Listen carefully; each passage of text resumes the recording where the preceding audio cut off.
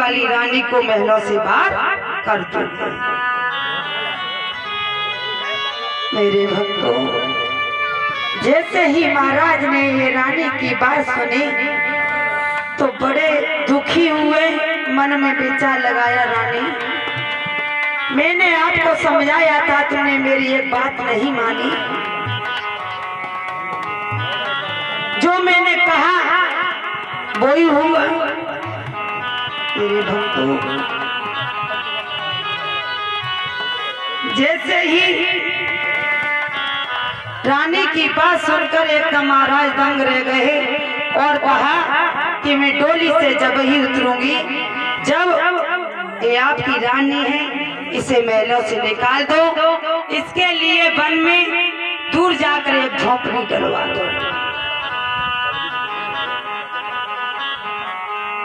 श्री सुखदेव जी बोले, हे राजन परीक्षित, राजा उत्तरपाद ने सुरुचि को बहुत समझाया, लेकिन सुरुचि ने एक बात नहीं मानी।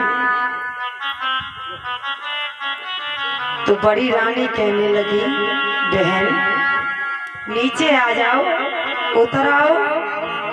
मेरे भक्तों, रानी की एक बात नहीं सुनी। बड़ी रानी ने बहुत समझाया कि बहन मैं आपकी दासी बनकर रहूंगी, आप जैसा कहोगी मैं वैसा ही करूंगी। बहन आप डोली से नीचे आ जाओ। मेरे भक्तों, एक बात नहीं मानी, मना कर दिया कि आप दूसरी शादी की जिद मत करते तो सही रहते। आपने मेरी एक बात नहीं मानी थी, अब सही है। मेरे भक्तों, रानी बड़ी दुखी हुई। मेरे भागवत प्रेमियों, सुनीति के लिए राज्य से बाहर एक झोपड़ी जलवा दी और महलों से बाहर निकाल दिया और सुरुचि के साथ जीवन यापन करने लगे। भक्तों, इधर सुरुचि झोपड़ी डालकर रहने लगी। श्री सुखदेव जी कहते हैं, राजन परीक्षित, जब धीरे धीरे कुछ समय बीतता गया तो एक दिन राजा शिकार खेलने वन में गए। तो शिकार खेलते खेलते बहुत समय बीत गया। जब सांझ होने आई तो एकदम जोरदार आंधी आई, अंधेरी रात थी। तो राजा ने मन में विचार लगाया कि ऐसा ना करूं,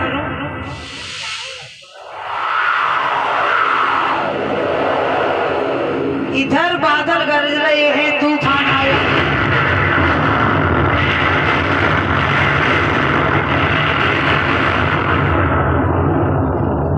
मेरे भक्तों, सुनीति की झोंपड़ी जंगल में पड़ी हुई थी।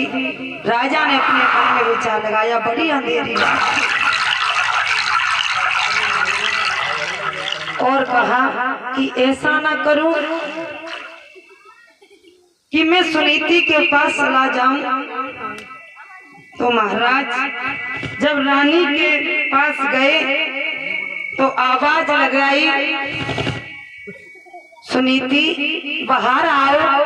तो मेरे भक्तों, रानी ने सुना कि ये तो मेरे महाराज की आवाज है, तो एकदम दौड़कर बाहर आई और बोली, महाराज आप इतनी रात से कहां से आए हो?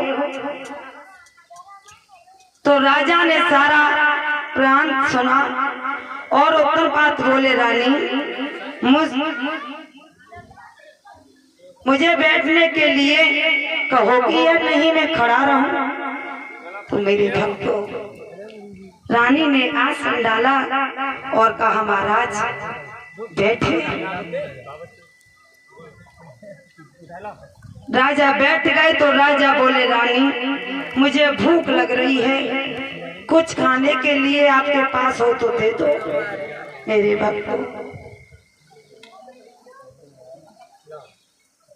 इधर रानी के पास कुछ नहीं था, बासी कुसी रोटी पड़ी हुई थी झोंपड़ी में।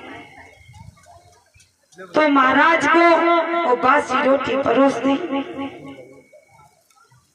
मेरे भागवत प्रेमियों, जब राजा ने सूखी रोटी देखी तो आंखों में आंसू भर आए और सोचने लगे कि हमारी रानी अच्छे फलों का सेवन किया करती थी, एक हिस्सा पर 1000 दासियां आया करती थी। आज ये क्या हाल है मेरे प्यारे। इतना जब राजा ने कहा तो रानी बोली महाराज ये तो कर्म का खेल है, जो मेरे कर्म में लिखा है वो मैं भोग रही हूँ।